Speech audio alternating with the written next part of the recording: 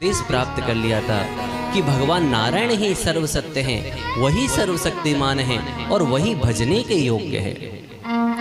आज जब नारद जी ने कहा है, जब पूरी घटना बतलाई है कि मेरे गुरु तो नारद जी हैं, वही मेरे सदगुरु हैं, तब बंधु प्रहलाद जी महाराज आगे उपदेश देना चाहते हैं, पर ये बालक एकाएक बोल उठे, अरे प्रहलाद जी, हमने यह भी तो सुना है भजन करने की उम्र तो बुढ़ापे में होती है, क्या बालकों की उम्र तो खेलने कूदने की होती है।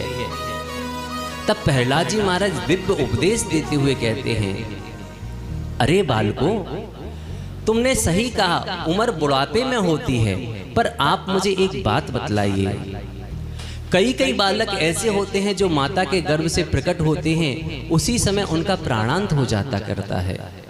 कई बहुत छोटी सी अवस्था में, कुमार अवस्था में चले जाया करते हैं, कई युवा अवस्था में चले जाया करते हैं।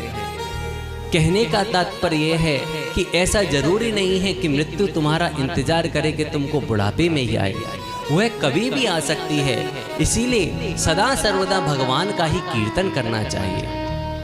आज बंधु प्रहलाद जी महाराज स्वयं भी कीर्तन कर रहे हैं, सबको कीर्तन करा रहे हैं, और उस कीर्तन का प्रभाव यह हुआ है कि एकाएक भगवान की सानिध्य इन असुरों को भी प्राप्त हो गई है। जब भगवान की सानिध्य इन असुरों को प्राप्त हो गई है, बालकों को प्राप्त हो गई है, भगवान नाम अपना प्रभाव छोड़ता है बंधु, और उस नाम का ऐसा दिव्य प्रभाव हुआ है, ऐसा दिव्य प्रभाव हुआ है कि वे जो दैत्य बालक थे, वे भी आज भगवान का नाम संकीर्तन करने लगे हैं। उन भगवान नाम संकीर्तन का प्रभाव हुआ, भगवान के नाम का प्रभाव हुआ। संडमर्ग जाकर के आज हिरण्याक्ष हिरण्यकश्यपु को यह समाचार बतलाते हैं। जैसे ही हिरण्यकश्यपु को यह समाचार मिला है, अब तो वह और भी आग बबूला हो गया। आकर के प्रहलाद जी महाराज को बुलाया है और बोले हैं, अरे तेरी बुद्धि ऐसी विपरीत क्यों होती जा रही है, चल अब तू कोई श्रेष्ठ पाठ मुझको बतला। तो बंधु आज श्री प्रहलाद जी महाराज दैत्यों के गुरुकुल में सीखा हुआ एक भी उपदेश ना दे करके वही उपदेश दे रहे हैं जो भगवान की भक्ति कराने वाला है, भगवान की प्राप्ति कराने वाला है। और वह उपदेश क्या है? श्रवणं कीर्तनं विष्णु स्मरणं पादसेवनम् अर्चनं वंदनं दास्यं सख्यमात्मनिवेदनम्।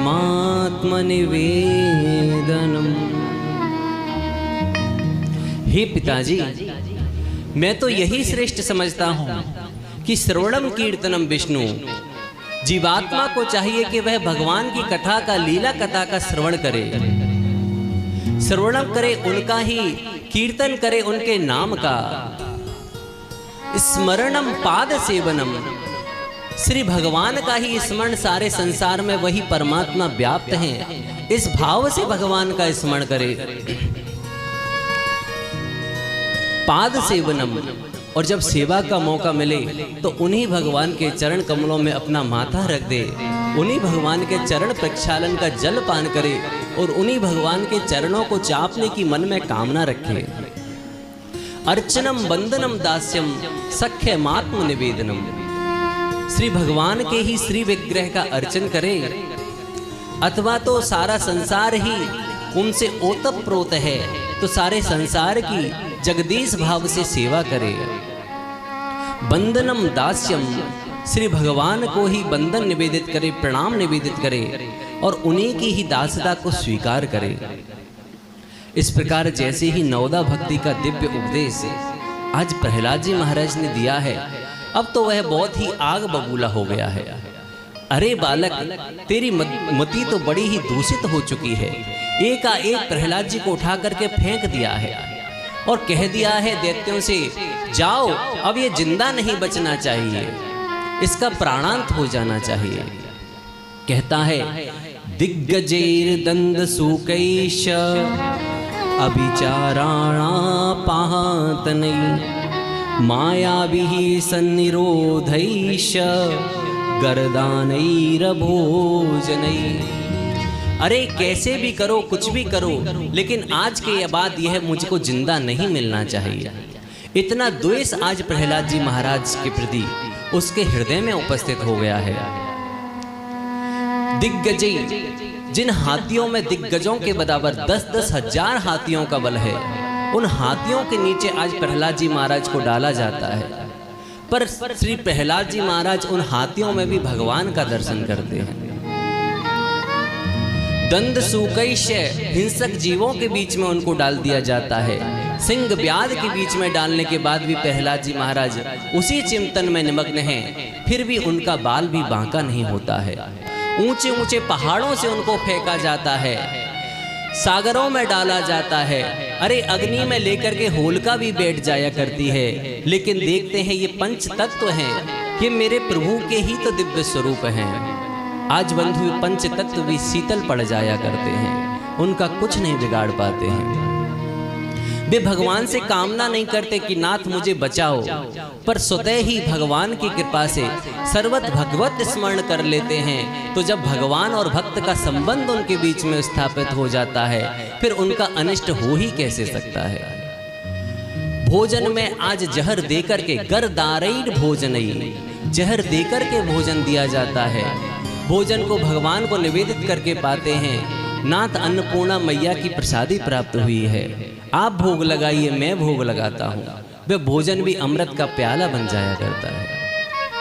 जब देखे हैं किसी भी प्रकार से इसका प्राणांत नहीं हो रहा है, तो माया भी अभिचारों का प्रयोग प्रारंभ कर दिया है, माया का प्रयोग प्रारंभ कर दिया है।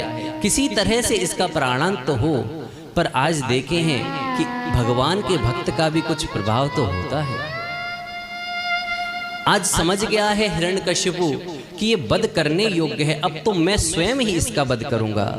अभी तक सोच रहा था कि पिता और पुत्र का कोई संबंध है, कोई और इसको मार दे, पर अब मैं स्वयं ही इसको मारूंगा। एकाएक सभा में बुलाया गया है प्रहलाद जी महाराज को, खंबे से बांध दिया है और पूछता है, अरे बालक जरा एक बात बतला, मेरे भय से बड़े बड़े देवता भी अपना सिंहासन छोड़ करके भाग जाया करते हैं, इंद्र अपना इंद्रासन खाली करके भाग जाया करता है, दिग्गज कांप जाया करते हैं, दिक्पाल स्थान छोड़ दे के भाग जाया करते हैं, फिर भी तू किसके बल से इतना प्रभावित है कि तू मुझसे डरता नहीं है। आज बंधु प्रहलाद जी महाराज बतला देते हैं, हे पिताजी, न केवलम में भवतस्य राजन सवै बलम बलिनाप्चापरेषां